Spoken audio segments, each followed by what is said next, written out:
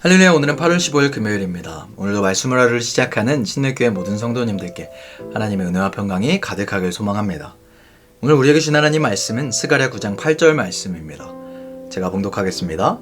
내가 내 집을 둘러 진을 쳐서 적군을 막아 거기 왕래하지 못하게 할 것이라.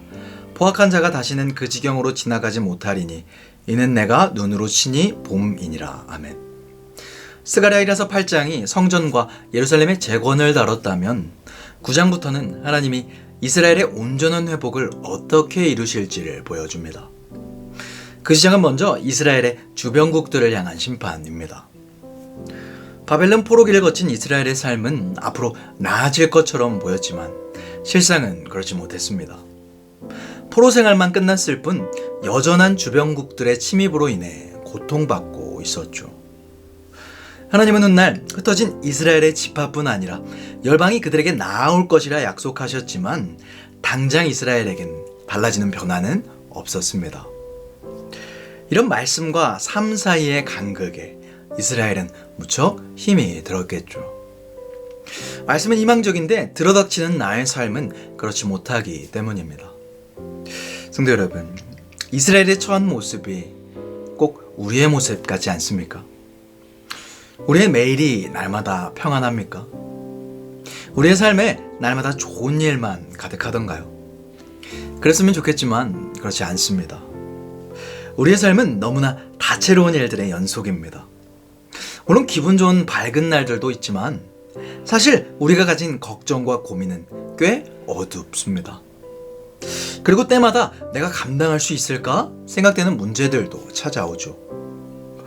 우리가 붙잡는 희망적인 말씀과는 달리 내 삶의 모습은 희망적이지 않을 때가 있다는 말입니다. 그러나 성도 여러분, 분명히 아시기 바랍니다. 스가랴 속의 이스라엘은 망하지 않았습니다. 수많은 세월 속에 수많은 나라와 민족들이 사라졌지만 이스라엘은 사라지지 않았습니다. 하나님이 선택한 백성은 망하는 법이 없습니다. 결코 사라지지 않습니다. 우리는 결과를 알기에 그 어떤 것도 견뎌낼 힘이 있습니다. 우리에게 주어질 것은 오직 승리뿐입니다. 그러나 이 이스라엘에게 처한 현실이 너무나 고생스러웠던지 오늘 9장부터는 하나님께서 이루실 그 성취의 과정이 나타납니다. 그리고 오늘 말씀의 시작은 그 주변국들의 심판입니다. 하나님께서는 이스라엘의 주변국 블레셋의 여러 도시들과 두로와 시돈의 심판을 선언하십니다.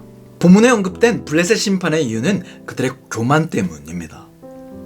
세상의 모든 것이 여호와의 통제 아래, 다스림 아래에 있는데도 불구하고 그들은 자기 자신을 믿거나 자기가 가진 것들을 믿었기 때문입니다. 우리는 흔히 이런 착각을 합니다. 하나님께서 이방 민족을 심판하신 이유가 선민이 아니라서라고. 선택받은 민족이 아니기 때문에 그들이 심판받은 것이라고. 성도 여러분, 그렇지 않습니다. 이방 민족이 결국 심판받은 이유는 하나님을 왕으로 인정하지 않았기 때문입니다. 그 왕의 자리에 자신들이 올라갔기 때문에 결국 심판을 받은 겁니다. 그들을 사랑하지 않아서 그들을 버리신 것이 아니라 그들이 돌이키지 않았기 때문에, 끝까지 돌이키지 않았기 때문에 심판이 임한 것입니다. 성경에 많이 드러나진 않지만 분명히 하나님께서는 이방인들을 향해서도 회개를 촉구하셨습니다. 예컨대 요나가 그렇습니다. 제사장 집안에 잘나가던 선지자인 요나는 당시 끔찍하게 잔인했던 아수르로 가라는 하나님의 말씀을 듣습니다. 물론 요나는 한 번에 가진 않았지만 요나는 아수르를 위해 예비된 선지자였고 하나님께서는 결국 그들의 회개를 들으시죠. 또한 예레미야에 나타나는 바벨론과 모압의 경고, 이사야에 나타나는 애굽이 하나님께 돌아올 것이라는 말씀을 통해 우리는 알 수 있습니다. 그들의 심판은 그들이 선택받지 않아서가 아니라, 선민이 아니라서가 아니라 스스로가 왕이 되길 자처했기 때문입니다. 그리고 나타나는 심판의 대상은 두로와 시돈입니다. 두로와 시돈은 다윗과 솔로몬 시절부터 이스라엘과 우호적인 관계를 맺어왔던, 이스라엘과 군사적인 충돌이 하나 없던 아주 드문 나라입니다. 그들에 대한 심판이 선언되었다는 말은 하나님의 심판은 이스라엘과 다른 나라와의 관계 때문에 벌어지는 것이 아니라 하나님과 각각의 나라들로 인해 그 관계들로 인해 벌어지는 것임을 알 수 있습니다.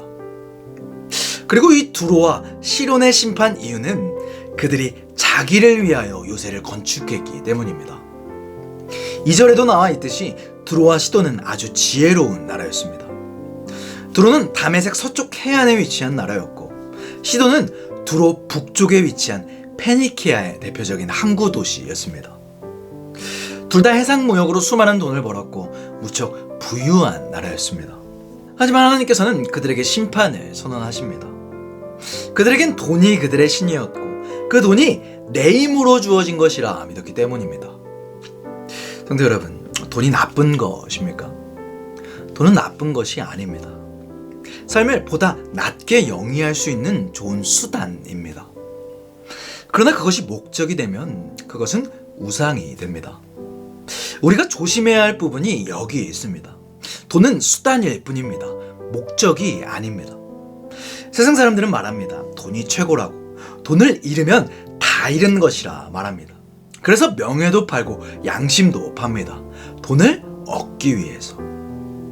그러나 우리 그리스도인에겐 그 이야기가 맞지 않습니다. 우리는 하나님을 잃으면 다 잃는 것입니다. 삶을 살아가다 보면 우리의 눈에 좋아 보이는 것들, 우리가 의지할 만한 것들이 많이 보입니다. 그러나 우리가 의지해야 할 유일한 대상은 하나님뿐입니다. 오늘 8절에 하나님께서는 내가 내 집에 진을 쳐서 적군이 왕래하지 못하겠다 하십니다. 포악한 자가 더 이상 지나가지 못하겠다 하십니다.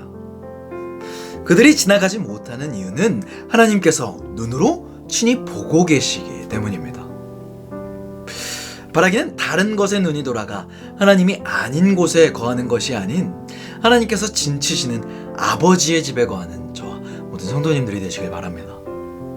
또 친히 보고 계시다는 그 말씀을 신뢰함으로 삶의 어려움 가운데서도 그 하나님과 시선을 맞추게 되는 저와 모든 성도님들이 되시길 간절히 소망합니다.